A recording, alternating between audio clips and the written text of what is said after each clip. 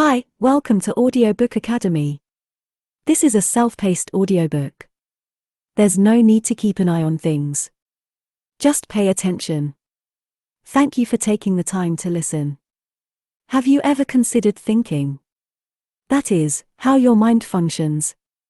When you're trying to figure things out or solve problems, we are constantly assaulted with information, which we base tens of thousands of decisions, and for the most part, much of our thinking takes place in our heads, without us even being aware of it. What motivates you to think the way you do? Perhaps you believe it is due to your upbringing or your educational background. The truth is that a variety of things have a role that have an impact on our thinking, especially when it comes to how thinking goes awry. And the more you learn about these characteristics, the better. The more information you'll be able to digest and make decisions that will have an impact on every aspect of your life, and that is the focus of this course. During the previous 25 years, I've appeared on a variety of television shows to explain why people have strange beliefs and how the majority of us make logical errors. This disrupts our work and personal lives. I went on Oprah Winfrey's show to clarify things. Why psychics appear to communicate with the deceased and the reasons why people believe them. I went on Larry King Live to clarify things. Why do many believe they've seen UFOs? I was a guest on the Colbert Report twice, in which Stephen Colbert, the comedian, challenged me to persuade us by explaining how the brain works, that we are always correct, even when we are clearly incorrect. I am frequently asked if I believe that people truly believe. I'm not sure if I believe what they say or if I think they're just making stuff up. Most people, in my perspective, are trustworthy. When it comes to expressing their beliefs, the issue is that most of them are ordinary folks whose usual thought process has gone awry in some way. I'll show you how to do it in this course. How all of us are prone to making cognitive errors. To use a computer analogy, logical errors are not a flaw. It's not a trait of human cognition, but it's a feature of our cognitive software. So, let's get this reprogramming process started. Let's get started on improving your thinking skills. Our minds are pre-programmed to quickly establish beliefs based on knowledge, what we see and hear in our environment. We can't change our minds once we've established a conviction. We presume it is correct and defend it as such, despite the fact that there is conflicting evidence. This takes me to the first way in which thinking might go awry. Our brains are more like lawyers than scientists. In other words, lawyers are also responsible for defending their clients to their fullest potential, regardless of what the facts shows. Lawyers will examine all of the evidence and choose what makes their clients appear innocent, as well as ignoring or downplaying evidence. As a result, their clients appear to be guilty. That is, in some ways, what our brains do. As lawyers who specialize in cognitive law, we have a tendency to defend our opinions as absolute truths. This is known as confirmation bias in psychology, or the proclivity to seek for and uncover corroborating evidence in support with our current beliefs and to dismiss or justify contradictory evidence. We all do it now. Once we've developed an opinion about something, we only pay attention to evidence that backs it up. And we have a tendency to overlook our evidence that does not imply that it is true. For instance, in politics, the Wall Street Journal is a favorite among conservatives. In addition to listening to conservative talk radio while liberals like to read the New York Times, conservatives prefer to read the Washington Post, as well as listening to NPR radio. Sales and marketing executives work in the corporate world tend to recognize sales-boosting strategies and disregard or forget about failed strategies. To prevent making this blunder, I want you to develop the mental skills of a scientist. This is what I'd like you to do. First and foremost, pay attention to all available information. Scientists' role is to simply follow the evidence, wherever it may go, as well as to recall the missed opportunities, not just the successes, but also the failures, not only the triumphs. Next, avoid being too enamored with a belief or a viewpoint. So that you aren't emotionally attached to it to be oblivious to negative examples, then hunt for evidence that contradicts your hypothesis. That is an example of the polar opposite of what you expected. Asking a friend could be a good way to go about it. Or a colleague's point of view. Finally, consider whether you could be mistaken. What kind of proof would persuade me to change my mind? We all want to be correct. However, we want to be correct about what is true. And the difference between what we wish to be true and what is truly true aren't always identical. We are storytellers by nature. We enjoy books and movies because we enjoy tales. This is why anecdotes have such a strong impact and have such a strong hold on our attention. After all, anecdotes are stories in their own right. A news story about a major hurricane hitting into the United States, for example. It's a dramatic way to arrive on an island to show climatic change, while in reality, the only way to know for sure is to try it yourself. If climate change is real and driven by humans, it's time to take action. While looking at long-term data sets that show tendencies, anecdotes are not data in this case. A single hurricane can cause a lot of damage. The notion of global warming may or may not be supported. As a result, such anecdotes are not a credible source of information. Anecdotes are stories told by human storytellers who make mistakes. A farmer in Topeka, Kansas, may be a good man with a good family, who isn't afflicted with hallucinations. However, actual evidence of an alien spaceship is required, or extraterrestrial bodies to prove that Earth is being visited. This farmer's story isn't just a wild one concerning anything he witnessed or experienced.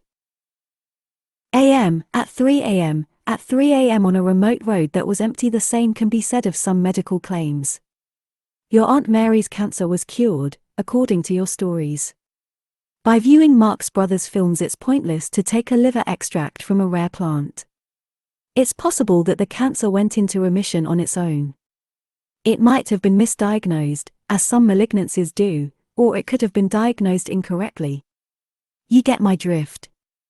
If you truly want to learn more about this, controlled experiments, not anecdotes, would be required. You'd need 100 cancer patients, say. All of them were correctly diagnosed and matched. Then you'll need a total of 25 subjects to view films by the Marx Brothers, 25 to see Alfred Hitchcock films, 25 minutes to watch the news, and 25 minutes to do nothing. After that, you'd have to subtract the average rate. This form of cancer has a high rate of remission. And then examine the information. Differences that are statistically significant between the various groupings. If statistically significant differences exist, it's best if you can acquire some validation from other scientists who have carried out their own experiments in addition to ours. You should hold a news conference before you host a press conference to proclaim the discovery of a cancer cure. Anecdotes about marketing in the workplace is a sales strategy that was once used. It's pointless to try to increase sales. There's nothing to compare it to unless there's something else to compare it to. Notably, long-term sales data patterns. Anecdotes are stories that focus on a single event. The term data refers to patterns that have developed throughout time.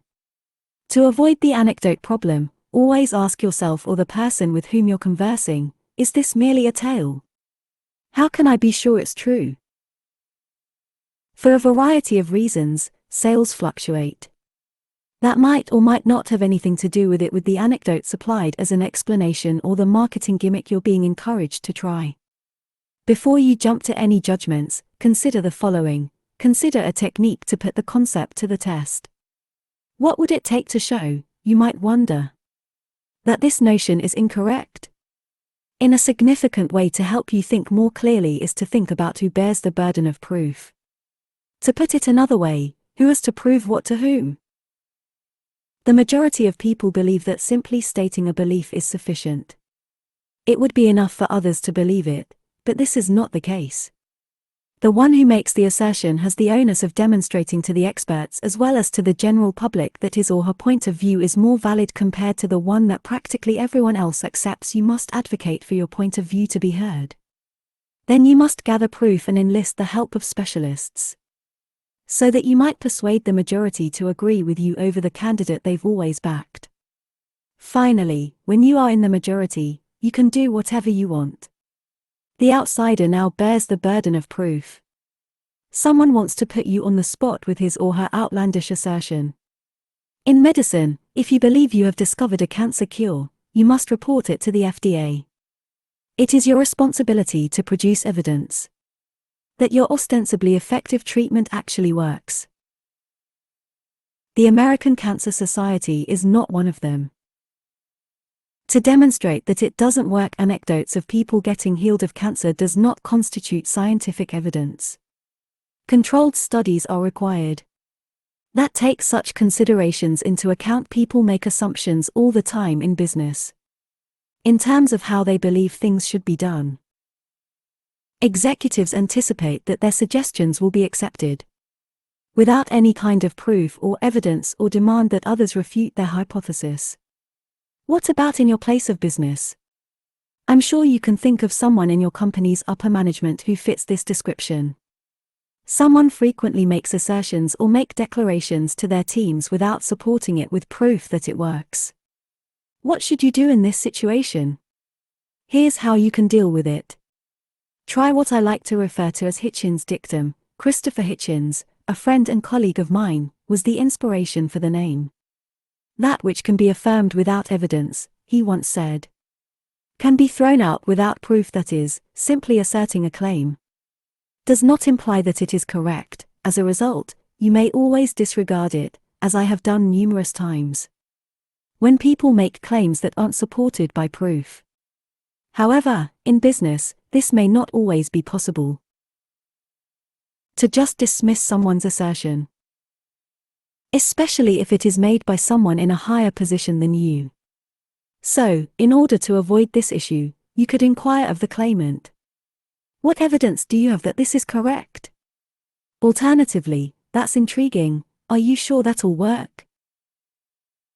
Alternatively, if the situation is really delicate, you may try just repeating back to yourself a bit of what they said in order to learn more.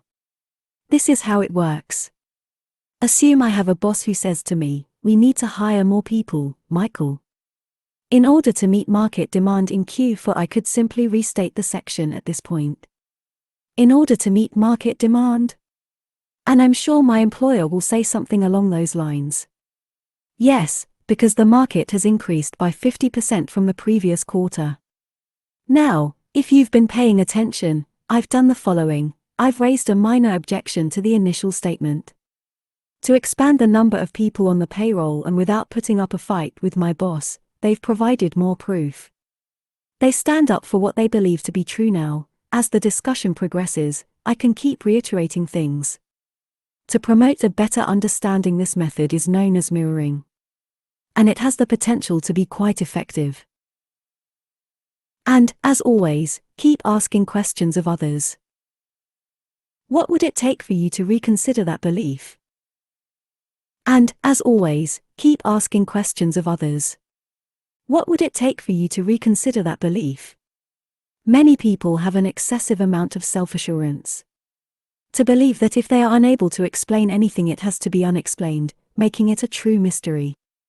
Or the possibility that their cherished concept is correct, no one else seems to be able to explain it.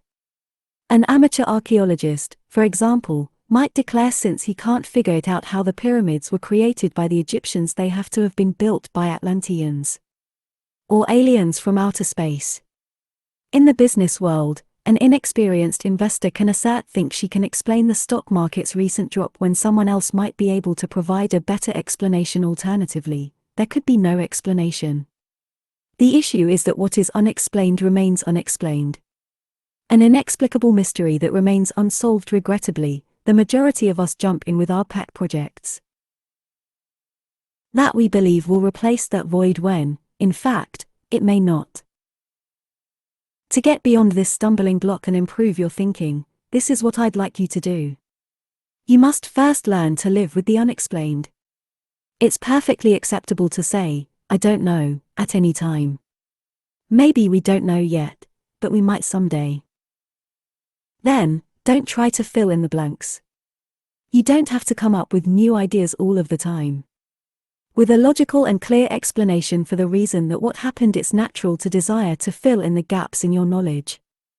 However, you should only use fact to fill in the gaps, not guesswork. Most of us find it more comforting towards the end of the day. Even if it is early, to establish assurance than to have unresolved or inexplicable riddles to live with. So keep in mind that a lot of life and business coexist. It's fine to live with uncertainty. The majority of our life and business decisions are based on this principle. Are made with a great deal of trepidation. Despite this, things typically work out okay. As a result, learn to be at ease with uncertainty. As well as the unknown, a fifth technique to improve your thinking is to pay attention to what you're thinking about. After the fact thinking is a term used to describe this type of reasoning. Post hoc ergo propter hoc is a well-known Latin phrase. Because of this, as a result of this, it says. More generally, it is characterized as after-the-fact reasoning or, on rare occasions, superstition. A baseball player, for example, does not shave and slug 2 home runs because he's won. The gambler wears his fortunate shoes. Previously, I wore them. This mistake can even affect scientific findings. Breastfed youngsters, for example, were found to be healthier in a 1993 research. Have a higher IQ than others. There was a lot of discussion over which component to use. Increased intellect in mom's milk. Mothers who breastfed their children were chastised. To be made to feel guilty, however, soon after, scholars began to ask if breastfed babies are treated differently than other babies. Perhaps breastfeeding mothers spend more time with their children. And it was due to a mother's vigilance. Explaining the IQ disparities after the fact reasoning is common in business. When experimenting with various marketing methods, assuming that nothing changes after the strategy is implemented, the strategy's implementation must be the result of the strategy. In reality, it could be related to anything else. You may not realize it, but the shift could be due to chance, randomness, or the ordinary. Market swings are common. Always ask yourself, how can I prevent this thinking fallacy, to avoid falling into this trap? What else may account for this outcome, and what am I overlooking in this examination? When you're thinking about why you're doing what you're doing, you'll be able to think more clearly and, as a result, you'll be able to make better choices. The excluded exceptions fallacy. In preparation for a documentary about cursed horror films, I was once asked to explain some strange occurrences. Such were the deaths and injuries linked to several well-known movies. Poltergeist, The Exorcist, and The Omen are just a few examples. Many people tend to believe that such strange coincidences are real. Suggest the presence of malevolent, supernatural forces. Believing in the existence of a link is what I refer to as a mental blunder. The excluded exceptions fallacy, which has to do with item categories not taken into account in the analysis. Returning to horror films, for example, this is how it works. First, there's the category in which we're interested. Of cursed horror films like Poltergeist, The Crow, The Exorcist, and The Omen or Twilight Zone, the motion picture. Then there's a third category that we overlook. Things we might refer to as cursed non-horror films, and titles like Superman, Wizard of Oz, and others fall under this category. Apocalypse Now and Rebel Without a Cause. Then there's a category that hasn't been considered.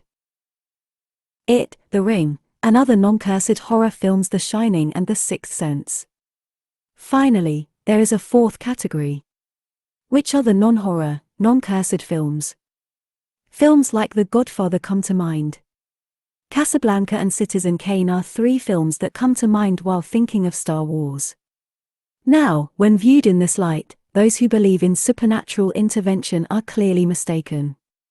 are only recalling horror films from the first category that appear to be cursed and forgetful all additional kinds of possible outcomes. As a result, the fallacy is founded on our analysis. There are only a few categories to choose from. The psychology behind the excluded exceptions fallacy is confirmation bias, and the moment a person commits to a belief, the natural tendency is to seek out and discover. Only use instances that are confirming and dismiss the ones that aren't. Other paranormal allegations, for example. What about all the forecasts made by psychics or astrologers?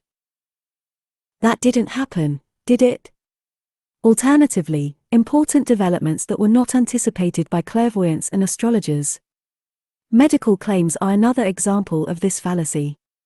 When remedies are linked to this, for example, or that alternative treatment approach, or that medicinal herb, which usually do not include in their reports incidences where individuals were not cured despite treatment or they were cured, but it's possible that it was due to anything else.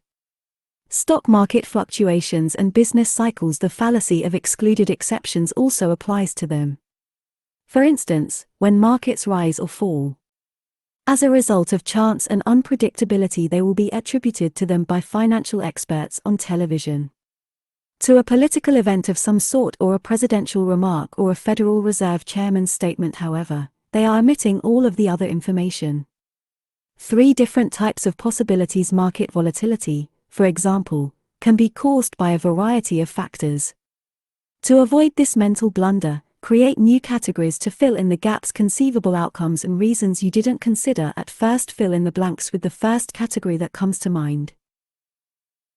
If your supervisor, for example, comes up with a brilliant proposal with the purpose of increasing firm sales through an informal association between recent sales and, example, a factor the season, or a worldwide, national, or local event, consider what additional factors might be at play in producing an increase in sales. What factors does your manager overlook in his or her analysis? One of the most serious challenges to any business is oblivious to other potential stumbling blocks, competition, or unanticipated market forces. This might have a significant impact on the company's bottom line. So, now that you're aware of the fallacy of excluded exceptions, consider what you might be overlooking with this tool. In business, as in life, it's important to have a plan. Coincidences are frequently regarded as quite significant. Occasionally, synchronicity is invoked. It's as though some enigmatic power is at work behind the scenes. Synchronicity, on the other hand, is nothing more than a coincidence of 2 or more unrelated incidents with no discernible pattern. When a link is formed in a seemingly improbable way according to our understanding of probability laws, we have a tendency to believe that something strange is going on at work. However, the majority of us have a poor knowledge of it. Probability laws are a set of rules that govern the distribution of events. For example, a gambler will win 6 times in a row and believe he's either having a good day or a bad day, and shall triumph once more, or that his winning streak is about to an end and he's about to lose. In a room of 30 individuals, 2 persons find the fact that they share a birthday and act amazed and shocked. Alternatively, you may pick up the phone and dial your friend's number. The phone rings, and it's your pal on the other end. Wow, what are the chances of that, you ponder? It doesn't seem possible that it was just a coincidence. However, such coincidences can be explained by the probabilistic laws. A gambler who has won 6 games in a row has made a prediction. Both outcomes are a fairly safe bet. The likelihood of 2 people in a room of 30 people talking at the same time. The probability of having the same birthday is 0.71, or 71%. As a result, it's rather probable to happen. And how often did you pick up the phone? You tried to call your friend, but he didn't return your call. Is it possible that someone else called? Or maybe a friend called and you weren't expecting it? And so forth. All of these possibilities add up to certainty. The blade of grass fallacy is a term used to describe this situation. Or the lottery deception. You enter a field and pick a single blade of grass.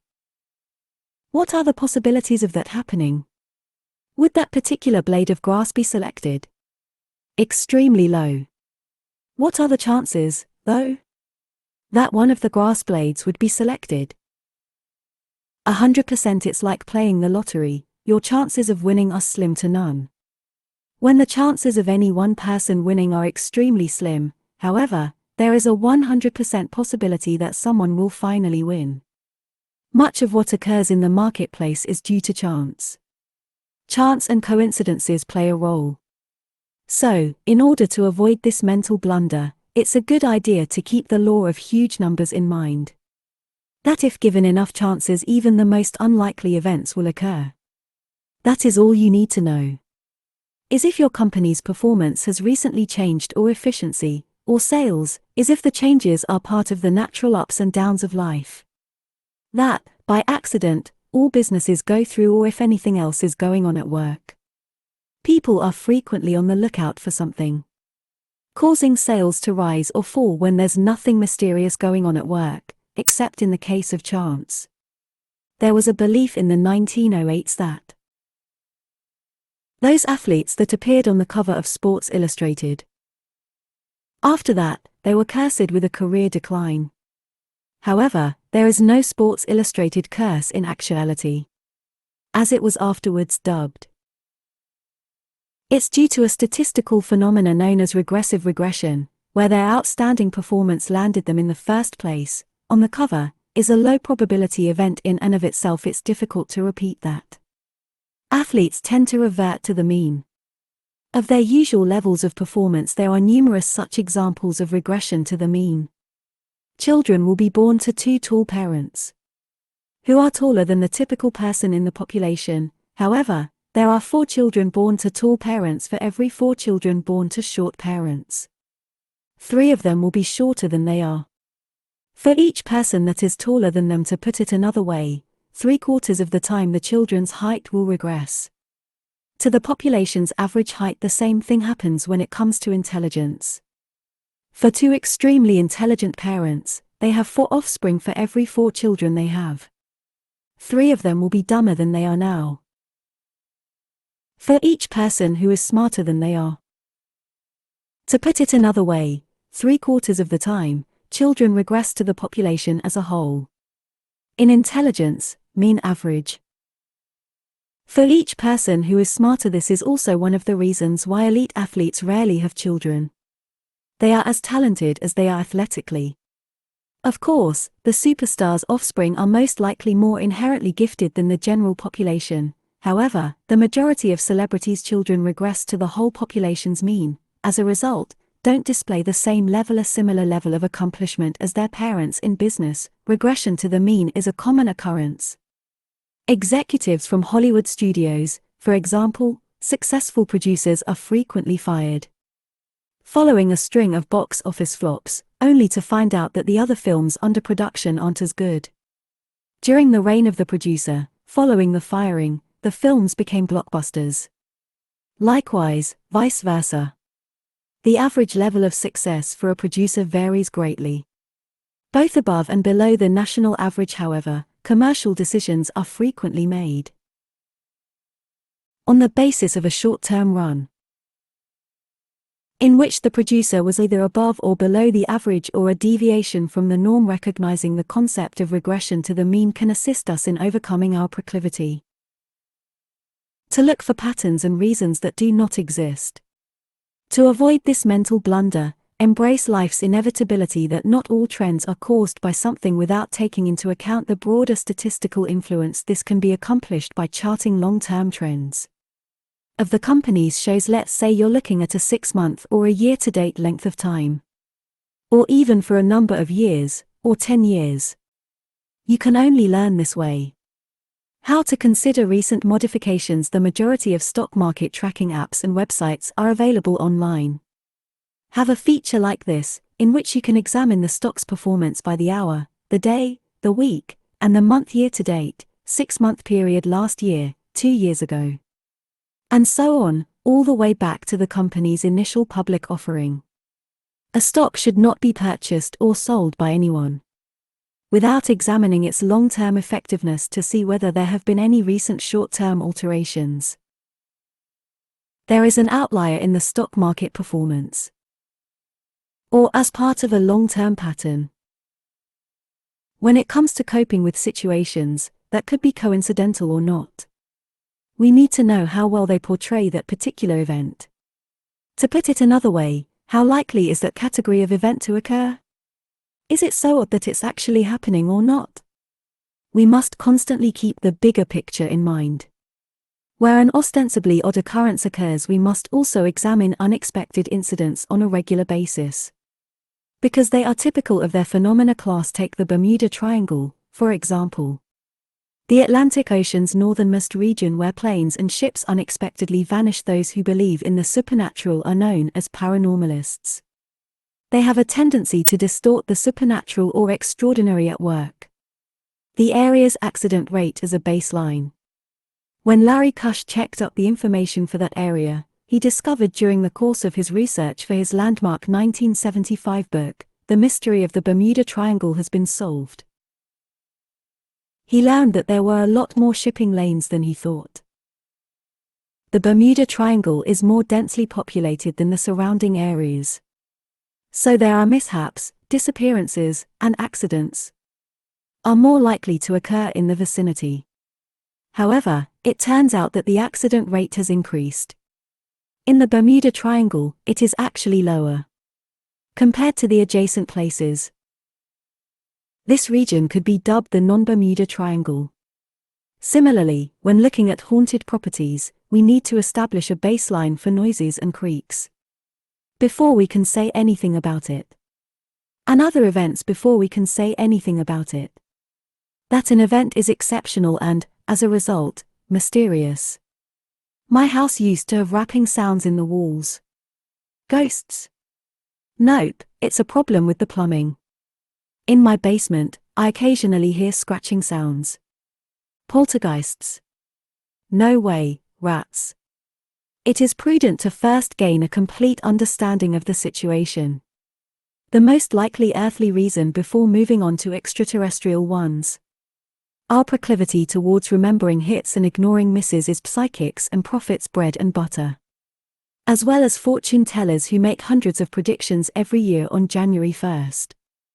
To begin with, they boost the likelihood of a hit by anticipating safe bets that are mostly generic.